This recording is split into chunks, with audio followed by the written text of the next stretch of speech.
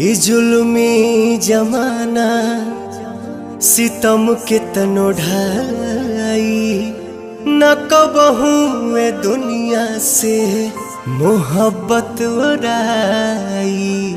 और जब रोग हो जे जानी उजानी कदर बेकदर के समझ में न आई।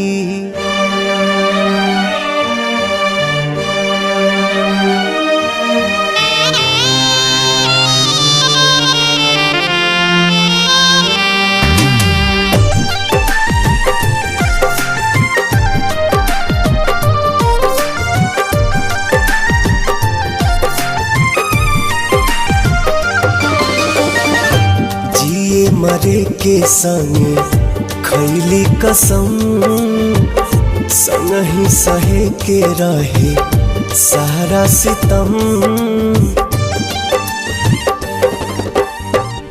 जिए मरे के संगे खैले कसम संग ही सहे के रहे सारा सितम।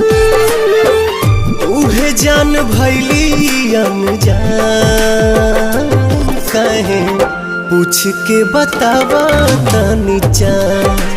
हे चान दूर कहे भैली हमर जान।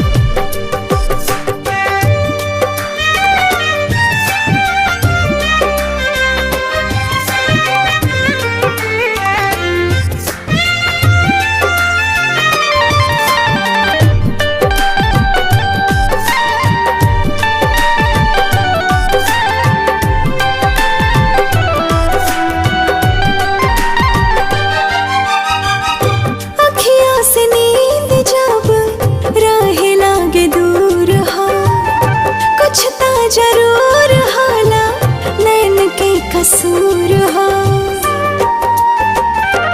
हाँ, काहे के प्रीतिया बनौले भगवान हो। प्रेमी सतावल जाला बाटे परमान हो। ना जाने कैसन बा दिल के जरूरत हो।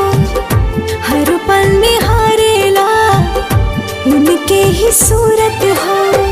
टूट गइल सारा अरमान कहे पूछ के बतावा तनी चान। हे चान दूर काहे भैली हमर जान।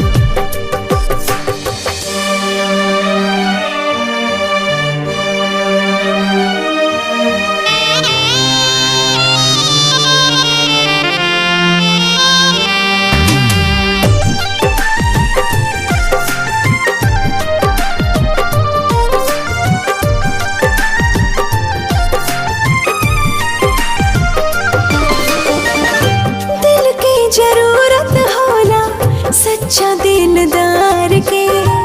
बड़ा हार जाए तू ता बुझला न प्यार के।